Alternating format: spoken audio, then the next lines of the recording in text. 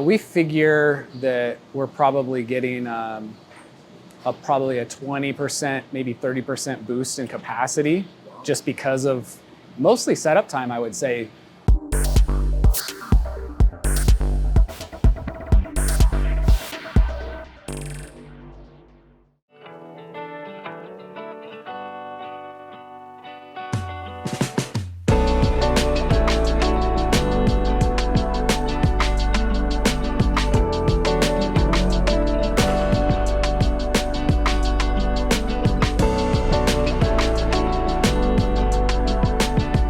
I think it's great. Have a lot of fun. We have a great team. So it never feels like all of the pressure is on us, but there's definitely added pride and that sort of thing when you're third generation to want to perpetuate the business forward.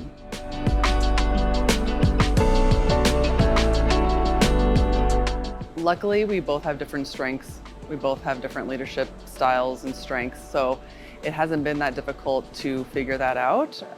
It was a concern early on, but it kind of morphed into I handle a lot of the sales and marketing side of the business and communications, and he does more of the operations and equipment. All the things I don't want to do, he does, and all the things he doesn't want to do, I do. So it works out really well. For us, I think we're very lucky in that we have a really good relationship, as a brother and sister, and then it's something that I think are very conscientious of, and we do a pretty good job of kind of separating our duties and playing to each other's strengths and that kind of thing. And it's nice to have somebody that has your back. You're not, we're co-owners, and so we're not alone. And there's a lot of benefits to that, and it's not just having somebody to bounce ideas off of. It's also somebody, even for travel. Hey, I can't make it to this. Can you go? Yeah. We can split travel. We're not away from our families as much, So I think it's great. I mean, there's just a lot of great benefits to it.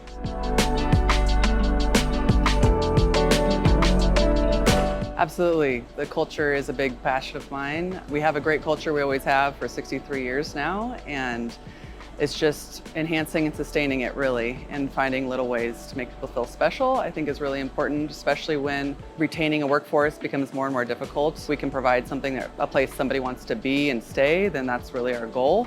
We have several employees that have been here for 20 years or 10 years, 30 years, 40 years. And so we'd like to find a way to perpetuate that and that next generation to stick around.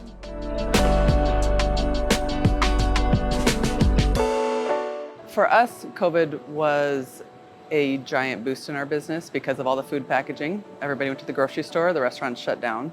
Now it's kind of trying to level out and find its own footing again, I think, but it was a really great boost in sales for us specifically. We definitely have hired a company to help us measure our greenhouse gases. That's just such a big thing to tackle, honestly. I don't think people realize how difficult it is to get all those measurements and certifications and different things. So a smaller company like us, we do need some help to do that. We don't have the bandwidth to just hire somebody to do it for us internally. So that's definitely been a push from some of our customers so that we can get larger pieces of business, because larger customers have higher, stricter requirements on that.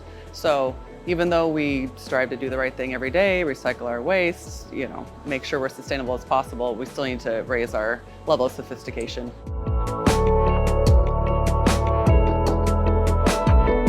I think legislation is a driver. I really do, but change oftentimes doesn't happen without it. So I think there's a balance there, and we just hope that the people in the legislation can see that balance instead of trying to drive something that's not sustainable that we can actually do. And so we're seeing that in different areas with ink, and we don't even have an ink that could work for what they're asking. So how do you put the cart before the horse here? That's been difficult.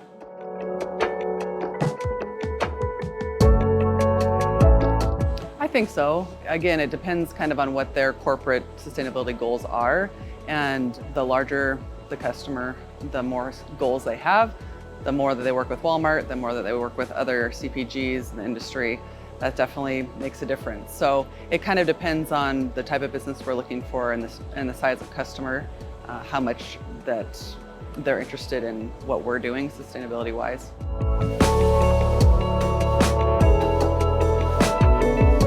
We had definite needs, but a lot of it was coming from the quality requirements of our customers. And, older technology, we could still produce some pretty good work, but you could tell that we could get a lot more efficient if we had some of those new technologies that were available, whether it was the different systems that check quality for you or that help the operator out. To have that kind of like extra level kind of makes a difference, especially when you're selling the work and then also just to produce it. And so that was one of the needs, just the knowing down the road that, as we were growing, that little extra bit of efficiency we needed to just increase capacity.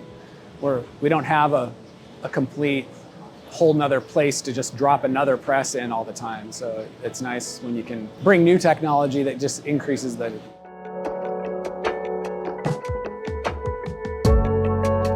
process. Really came down to what we needed. And it was really, you start with what you need and work backwards from there. So we look at our customer base, we look at where, our customers are going, what kinds of things are they interested in. We had a number of customers that needed inside print. We wanted to make sure we had a perfecter that we could handle that, because doing things to pass is not as efficient anymore, and there's more and more people out there that are competing with, perfecting equipment.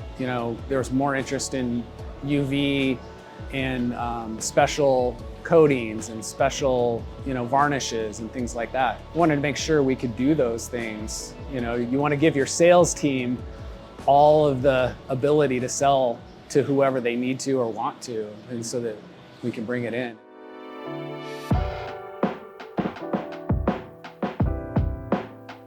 For sure, when we even brought, the sales team in when we have like an annual sales meeting, and they walk around the machine, and we have like our press room manager is talking about, here's the capabilities of this machine, here's what it can do. Start thinking about what our existing customers might be interested in. What are some things that we could add that's value added that maybe would kind of create some of that stickiness that keeps the customer around, where they want to continue to, grow with us too. And so it's definitely a bit of a strategy. I think more so, looking at what is out in our market really helps dictate what we put into the press and when we spec a machine out. Because you want to be able to go after and keep adding new, to keep growing. Because if you don't keep growing, you're just dead in the water.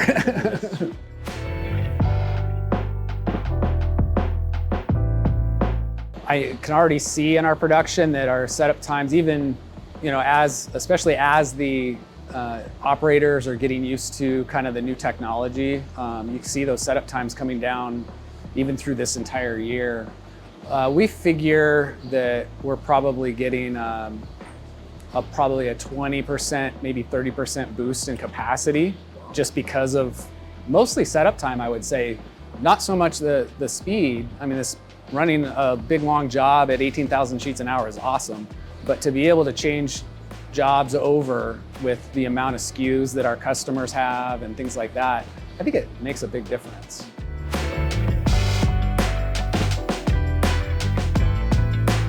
I think the confidence that when an employee sees that we've put, millions of dollars of investment into our plant, they see that that's, confidence that we have in the market, that we have in our business.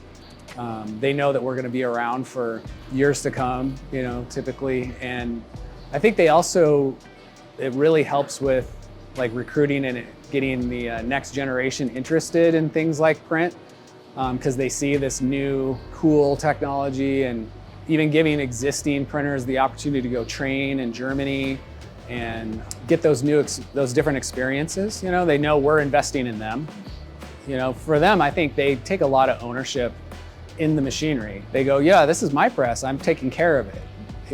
And so I think it's important to them. We say, hey, we got you a press that's gonna do some pretty cool stuff.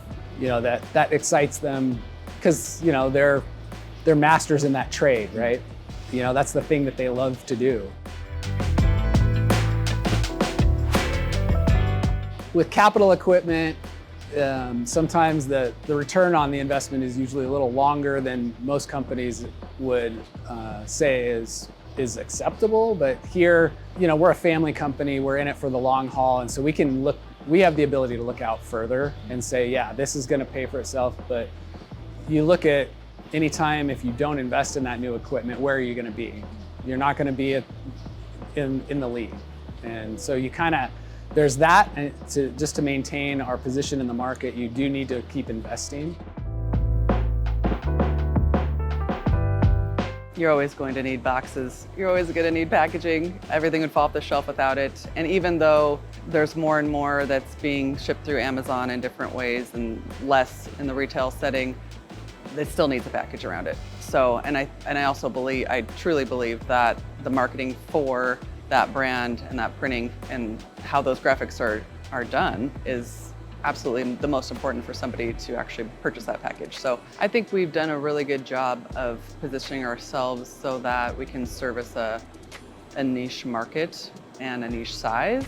Our next investments will likely be purchasing another plant or something that maybe our customers are already using in their packaging. So it can be daunting because this is a very, very expensive business to be in, but I think that we've managed our cash flow and our finances really well in order to be able to make those investments that we need to continue to grow and stay on top of technology. Yeah, hopefully there'll be a fourth generation. There's a number of children that could possibly, take over the company or keep running this company. And for us, it's our job just to be good stewards of it and make sure that it's set up for the next generation.